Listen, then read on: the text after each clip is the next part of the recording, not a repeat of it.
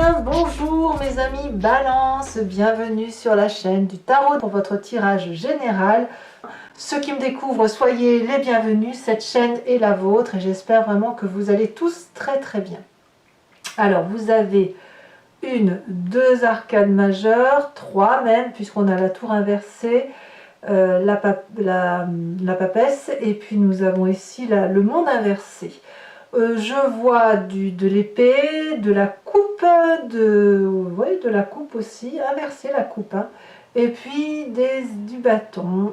Donc on sent il y a de la méfiance chez vous quand même, et il y a pourtant ces petites festivités, il y a tout ça, mais vous n'y trouvez pas votre goût, j'ai l'impression. Allez, je vous explique tout ça. Vous entrez avec cette énergie de 7-2 d'épée, c'est pas très fou tout ça parce que ça crée de la méfiance. La 7 d'épée, elle nous oblige aussi, alors là c'est un peu plus positif, elle nous oblige à prendre les devants, à s'inquiéter, à se préparer intellectuellement, à être méfiant par rapport à l'adversité. Je m'explique, vous avez une personne en face de vous qui ne vous paraît pas très intègre, vous vous méfiez de sa façon de dire, de ce qu'elle dit, elle vous dit peut-être blanc alors qu'elle pense noir, et vous avez donc naturellement cette méfiance parce que vous savez que vous ne pouvez pas avoir confiance en ce qu'elle dit, parce que vous avez peut-être été déçu de cette personne, voilà. Donc vous êtes dans cette stratégie intellectuelle qui consiste naturellement à vous méfier, à vous mettre peut-être un peu en retrait, mais surtout à observer par derrière ce qui se passe, voyez, et à mettre en sécurité, peut-être c'est ce qui nous intéresse. Voilà, on se prépare, on grandit, on est suffisamment sage, on est suffisamment grand pour savoir qu'à un moment donné, il va peut-être falloir se dresser face à l'adversité, mais surtout faire attention à ce que l'on nous dit, parce que tout n'est pas réalité, et vous le savez très bien, et donc c'est pour ça que vous êtes dans cette énergie de méfiance vis-à-vis de l'autre. En bref, vous avez la garde levée, si j'ose dire, hein. Vous ne baissez pas votre garde aussi facilement. Pourtant, on a un présent fait de festivités, de célébrations, de collaborations, de joie de vivre amicale, festive, peut-être qu'on fête des anniversaires, c'est vrai que vous allez rentrer dans votre mois, donc peut-être que vous pensez à célébrer tout simplement de cette communion affective, émotionnelle avec vos amis. Ça vous fait du bien, ça vous fait sortir un peu d'énergie un petit peu négative du fait que l'on se méfie du comportement d'une personne. Alors on a un événement assez favorable autour de soi qui est cette tour inversée. La tour inversée, elle nous parle normalement d'un chaos passé, d'une oppression passée qui apparemment est toujours présente. Voilà. Alors pourquoi c'est favorable? Parce que justement elle vous permet de prendre garde à ce qui se passe autour de vous. Elle vous permet d'être prudent dans les élaborations que vous faites, et elle vous permet de savoir aussi que certaines situations sont inévitables et elles doivent avoir lieu. Voilà. Donc quand il y a un chaos, quand il y a une situation brutale, on se dit bon bah ça arrive, c'est là, je le sais, mais je sais comment faire pour m'en prémunir. Voilà, c'est ça l'idée. Donc ça vous est favorable.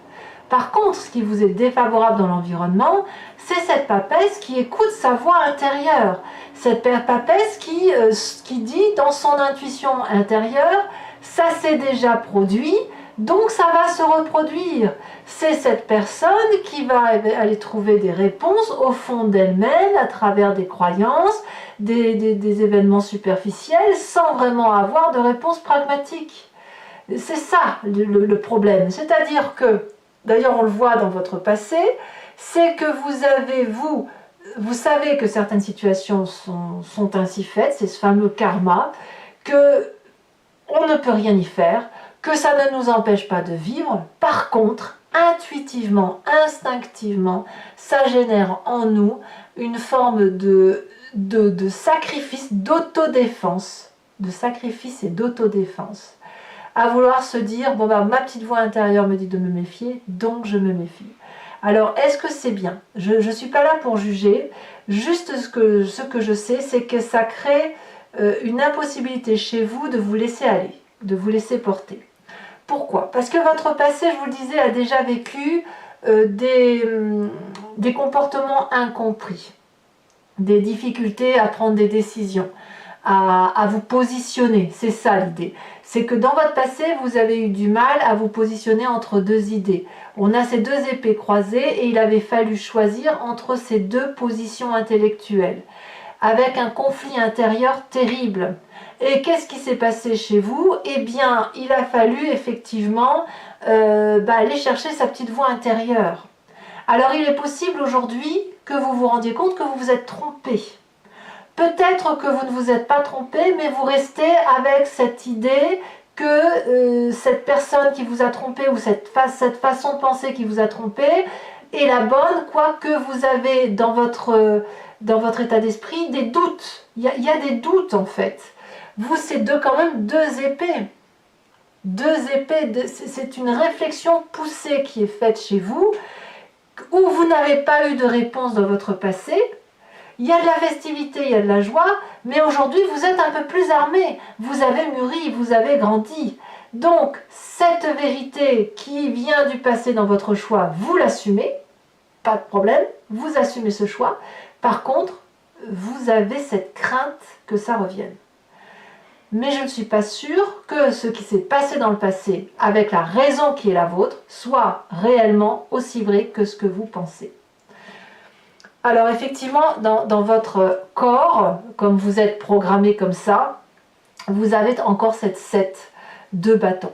Vous êtes tellement sûr que votre choix était le bon dans ce passé, puisque aujourd'hui tout va bien, que vous avez tendance à protéger votre territoire. Alors, ça peut être aussi lié avec le fait que vous faites votre anniversaire et que vous voulez mettre de côté certaines personnes. Peut-être pour vous protéger. Instinctivement, vous vous protégez, vous vous défendez, vous êtes armé jusqu'aux dents. On a ces 7 bâtons-là et cette 7 d'épée-là qui nous dit que intellectuellement on est prêt, physiquement on est prêt.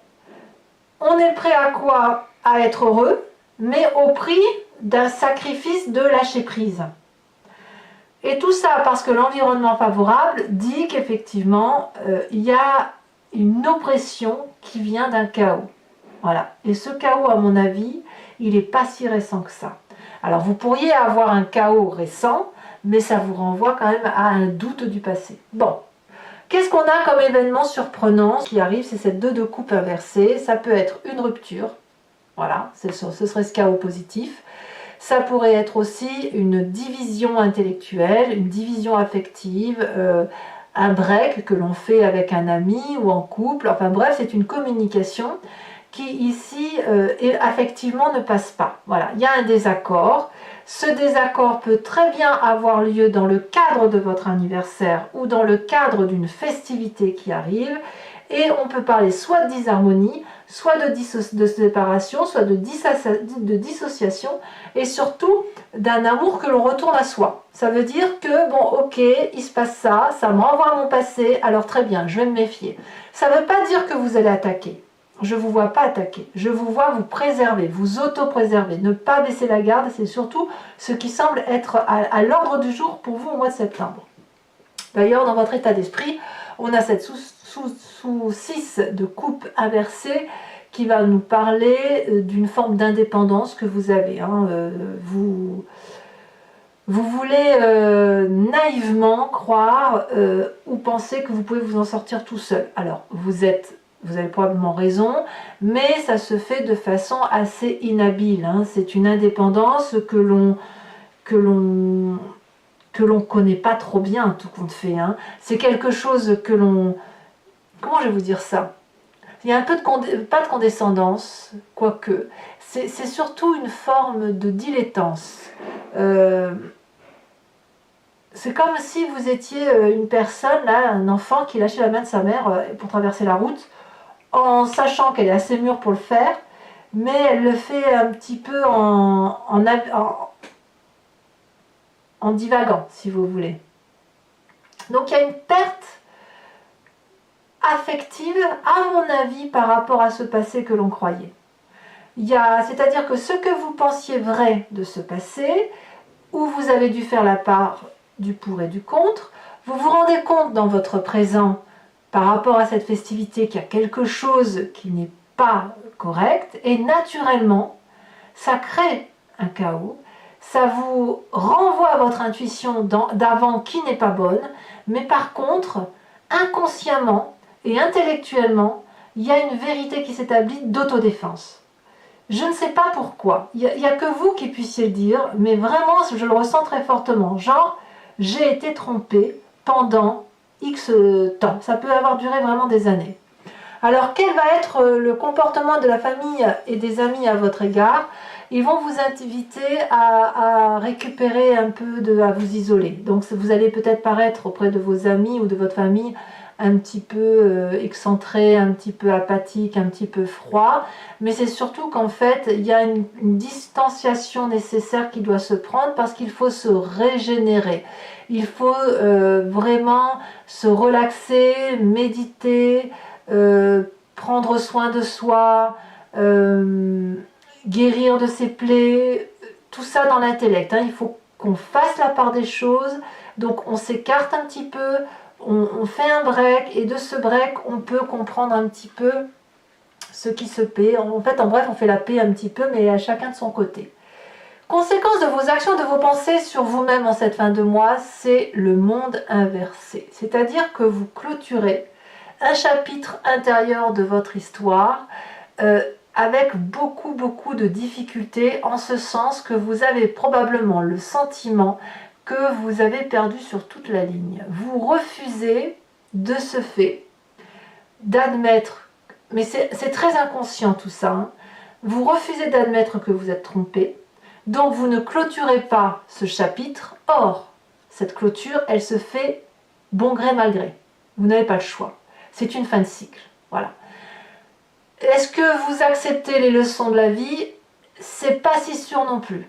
Parce que vous avez quand même cette garde, cette arme prête à être brandie.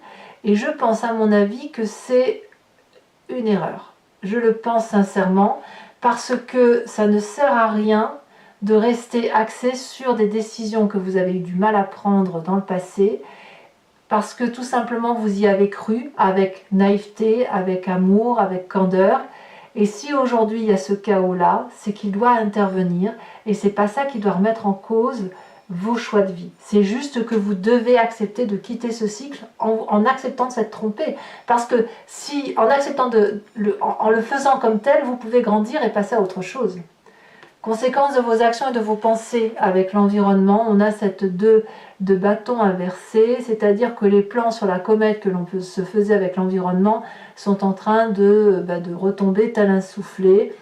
On va revenir au point de départ, si vous voulez, c'est ça l'idée. On ne connaît pas le futur, on n'arrive pas à se projeter dans le futur, et de ce fait, on remet les plans à plus tard. C'est ça que ça veut dire. Bon, et bien mes amis balance, c'est pas foufou, On va voir si en approfondissant avec le tarot des 78 portes, si ça se porte mieux, sachant que je fais la lecture de cet approfondissement sur Vimeo. Donc si vous voulez me rejoindre, il vous suffit de cliquer sur le lien qui est en description. Vous êtes renvoyé sur le site en question et notamment sur la playlist de votre signe. Vous pouvez donc cliquer sur location pour cette vidéo uniquement, ou prendre en plus les guidances sentimentales et les guidances qui ont eu lieu sur toute l'année au prix de l'abonnement. L'abonnement va se renouveler tous les mois, mais vous êtes libre de l'annuler à chaque instant, de ne rien prendre du tout et de rester uniquement sur la location. C'est vous qui voyez. Allez, c'est parti. On va recouvrir tout ça et on va voir si ça s'articule mieux.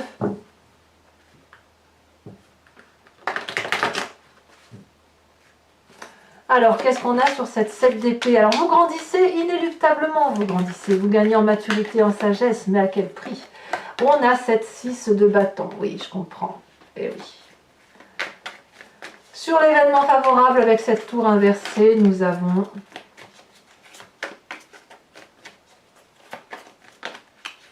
beaucoup trop de cartes, déjà. Reine de bâton et celle de denier. Il y a du feu quand même. Il y a l'énergie du feu autour de vous. Bélier, Lion, Sagittaire. Ici on a, d'accord. Allez, événement favorable, ça y est, la mort. La mort est un événement favorable dans votre tirage. Alors, ça peut être l'environnement, quelqu'un que vous perdez, c'est pas plus mal que vous, comme ça peut être une transformation profonde chez vous. Événement défavorable, cette 4 d'épée. Ah, vous voyez la 4 d'épée que l'on retrouve ici. Dans votre présent, les étoiles, ça c'est super. Très très jolie carte. Nous avons dans l'inconscient le char, la star. Ça va bien avec la 6 de bâton. Sur le passé, nous avons la 3 de coupe. La 3 de coupe que l'on retrouve d'ailleurs dans votre présent. Il y a une vérité qui se fait. Hein. Chez vous, il y a une vérité qui s'établit. Ça va vous exploser au visage en fait. Vraiment, ça va être tellement dur que vous allez l'enfouir au fond de vous parce que vous n'allez pas pouvoir le voir. Mais de toute façon, ça ressortira inéluctablement parce que vous avez la carte du monde en fin de mois. Regardez, la carte du monde, elle ressort dans votre avenir présent. Je vous ai dit, hein, ça vous explose au visage. L'état d'esprit, vous avez 5 de bâton, donc plein de confiance en vous, c'est très bien. Sur la famille et les amis, on a cette 8 de bâton. Et sur les conséquences de vos actions et de vos pensées sur vous-même, nous avons cette 2 de bâton, donc vous allez aller chercher la vérité. Et puis sur les conséquences de vos actions et de vos pensées sur l'environnement, cette 5 de coupe. Allez, pour ceux qui me suivent sur Vimeo, je vous invite à réfléchir à une question très précise que j'interpréterai avec le grand jeu de Mademoiselle Lenormand. Et si vous n'avez pas de questions, vous vous inspirez très profondément de votre histoire pour savoir de quoi il retourne.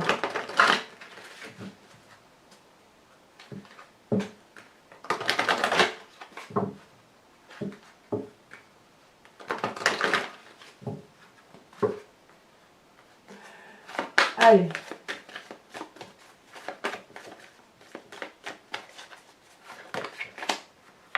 Nous avons cette vallée de pique.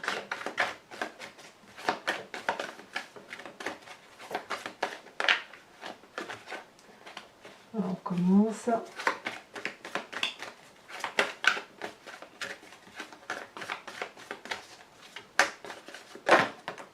Nous avons cette 2 de cœur. Vous vous présentez avec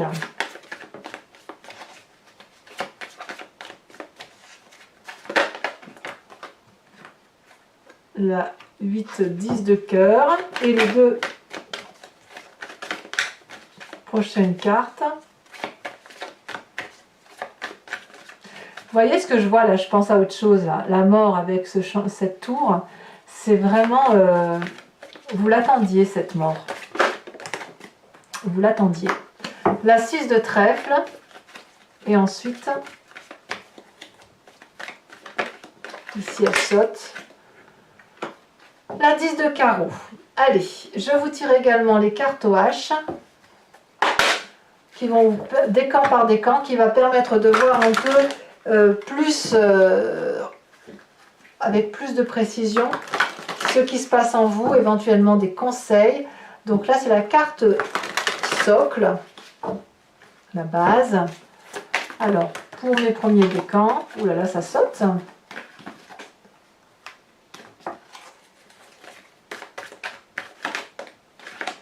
Premier décan, on parle d'homosexualité, tiens donc. Pour mes deuxièmes décans, on parle de rigidité. Et pour les troisièmes décans, on parle de confusion. Carte support. Donc j'en mets une ici sur YouTube et j'en rajoute d'autres sur Vimeo. Hein. Voilà. Ce sera donc en direct. Alors, pour mes premiers décans,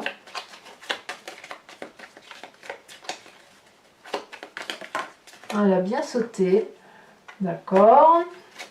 Pour mes deuxièmes décans,